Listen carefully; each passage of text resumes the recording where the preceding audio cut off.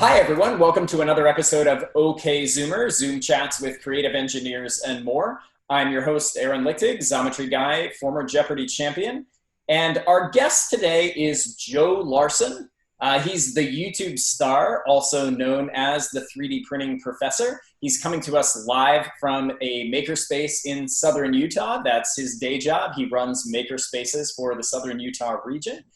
Joe is an award-winning 3D designer, blogger, and author, and you can see his work at 3dpprofessor.com or check out his YouTube channel. Just search for 3D Printing Professor. You'll find it. He's the big one. He's got over 30,000 followers. And we're really excited to have him join us on the show today. So welcome, Joe. Thank you, Aaron. It's exciting to be here. Well, it's great to meet someone who's built such a strong following on YouTube. So what got you interested in being a YouTuber focused on 3D printing?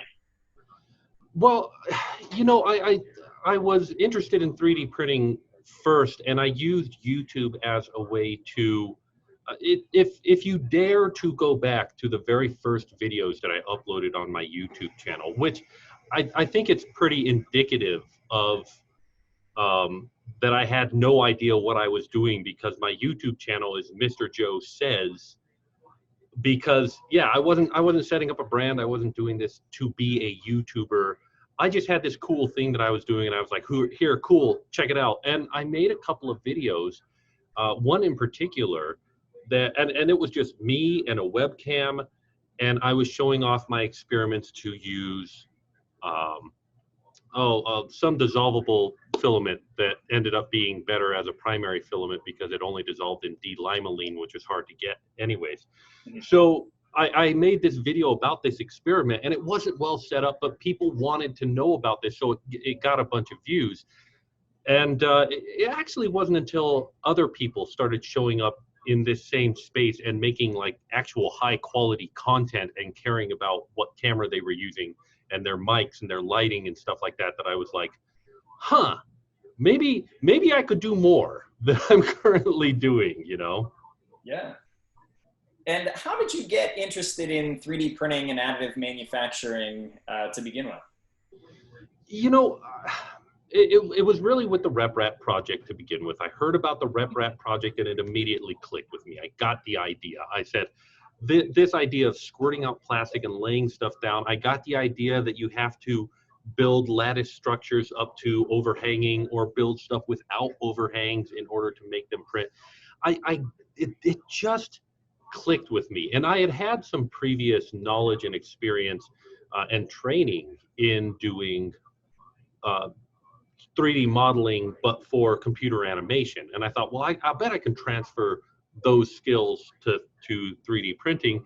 And so that got me into the world and into the community. And eventually that's what got me a 3D printer, that got me the hands-on work that eventually led to me running the makerspaces in Southern Utah. Speaking of the makerspaces in Southern Utah, can you tell us a little more about your day job, working with those, and also some of the Kickstarter projects that you have worked on and are working on now? Yeah, and I mean those are two separate things, and I have to like draw that dividing line, because when I got the job to be the makerspace guy in Southern Utah, and I get to claim that. I get to claim all of Southern Utah, because I started to work at one library. This one library here was like, hey, we've heard about makerspaces. We think this would be a great thing for the libraries to do. Yeah. Let's jump in and do that, but we need a guy to do it. And I showed up to the interview wearing a 3D printed tie. And they were like, nice. Oh, that's the guy. Yeah. Yeah. So you run everything. Is it like south of Salt Lake or south of Provo? What's basically south of Cedar City. It's really far south. I'm actually closer to Las Vegas than I am to Salt Lake down here. We are literally about 20 minutes from the border. Okay. So yeah, and when I started here at the St. George Library, they said, well, we've also got another makerspace in another one of our libraries, but you know, we need some help, and we want to build maker spaces in our other libraries. And so there was this effort to bring more maker spaces to more libraries. And since they already had me, they said, well, cool, help us make that happen. And so I got to design and make hardware recommendations. And it's been really cool because the second one that we opened was all focused on sewing and crafting more than electronics and 3D printing. But they still have a 3D printer because like everybody can use a 3D printer, right? Yeah. And so yeah, and then we have these small, tiny little branches, and they were like, well, can we just put together a cart with like critical stuff so that people can use it, and we can just roll it in and roll it out and just have this mobile maker space? Sure, let's make that happen. And so every library in this library district now has making equipment that I have been a part of putting in there. That's a great achievement. Yeah, it's a neat thing to put on the resume for sure. And then the Kickstarters. Now, yeah. I'm going to really quickly see how sharing my screen goes. There we go. Go for it. That should work. There you go. Wait, wrong screen. Oh, that is. Which screen? Are you guys seeing the Chiba-Moles? I see Chiba-Moles, yes. Fantastic. Then that's the screen I want you to see. Excellent. And actually, I'm going to roll it back a little bit. So low poly dinos was really the first Kickstarter that I did. That I wanted a modeling project, but I also needed to raise funds to make my YouTube videos better and improve. You need money to make a good YouTube channel. And so I ran the low poly dinos. And I can honestly say I had no idea what I was doing when I ran this thing, but my thought was the more money it raises, the more dinosaurs that I will model. And because they're low poly, I can model them relatively quickly, but keep them very stylistic. And in the end, I didn't put any cap on it. I didn't say, yeah, we're going to do a certain number of dinosaurs. We ended up raising over 80 different dinosaur types, more models than that. It was I can't find any pictures of it on here. So that went extremely well. My second Kickstarter, I wanted to do something different. I wanted to step away from boy toys and make something that was a bit more friendly to everybody. And so I came up with this idea of very round, cute, chibi-based animals, kind of all based on an egg shape. That one didn't do as well. Okay. I still love Chiba-Moles, and I still want to pursue it. And there's still a little part of me that says, yeah, go model one more, go see how that goes. But as a Kickstarter, it wasn't as successful. However, I still think there's a lot more that I can do and will do with Chiba-Moles in the future. And this Kickstarter is to kickstart it. It kickstarted it very well. My most recent one,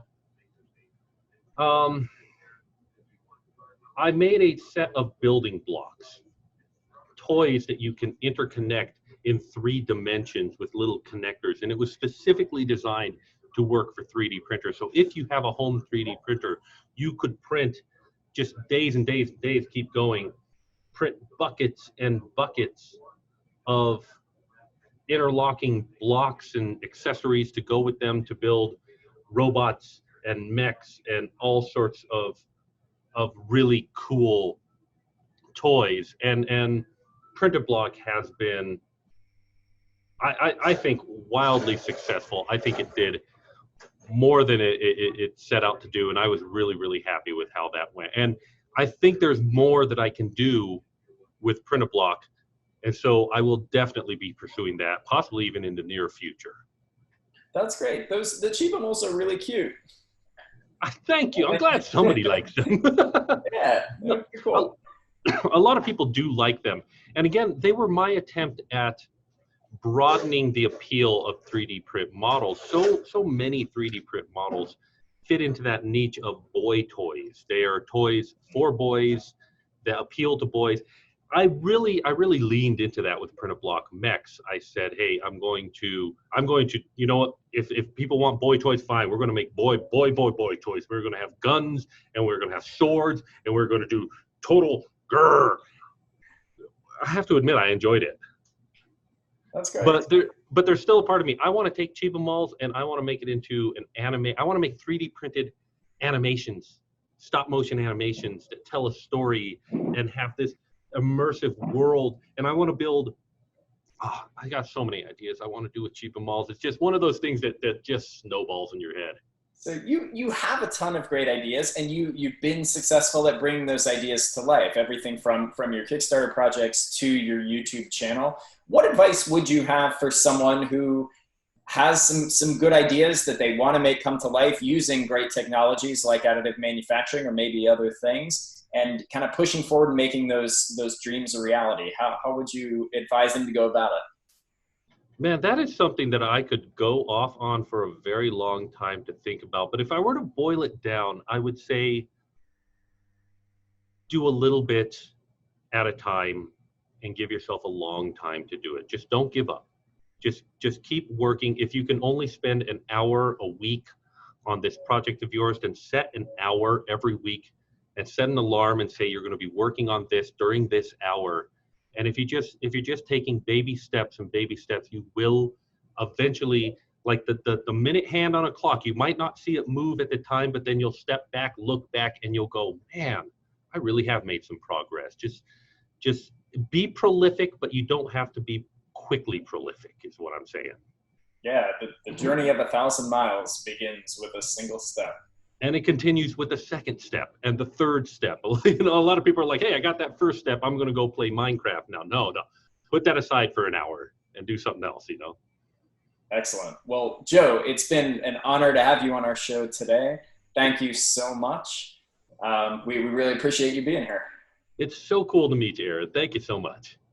Excellent. Well, if you don't already, please follow Joe. Check out his YouTube channel. He's the 3D Printing Professor on YouTube. He's got some great videos. They're really fun. You can check out his Kickstarters as well, and also his webpage, 3dpprofessor.com. Well, thank you, Joe, and we'll be back with some more episodes of OK Zoomer in a couple of days.